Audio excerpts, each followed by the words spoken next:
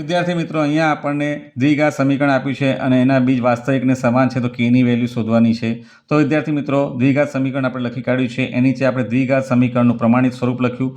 એની સાથે આપણે દ્વિઘાત સમીકરણને સરખાવીશું તો આપણને a બરાબર 3 મળે, b બરાબર -4 મળે, 4 અને √3 મળે અને c બરાબર k મળે. હવે વિદ્યાર્થી મિત્રો, બીજ વાસ્તવિક અને સમાન હોવાથી d = 0 થાય. હવે વિવેચકનું સૂત્ર આપણે લખીએ, d = b² - 4ac. જ્યાં આગળ આપણે બધી કિંમતો મૂકીએ તો b એટલે -4 × √3² - 4, a એટલે 3 અને c એટલે k. અહીંયા આગળ d 0 છે. 0 બરાબર 4 -4 નો વર્ગ 16, 16 √3 નો વર્ગ 3 એટલે 16 તરી 48 -4 તરી 12 12k.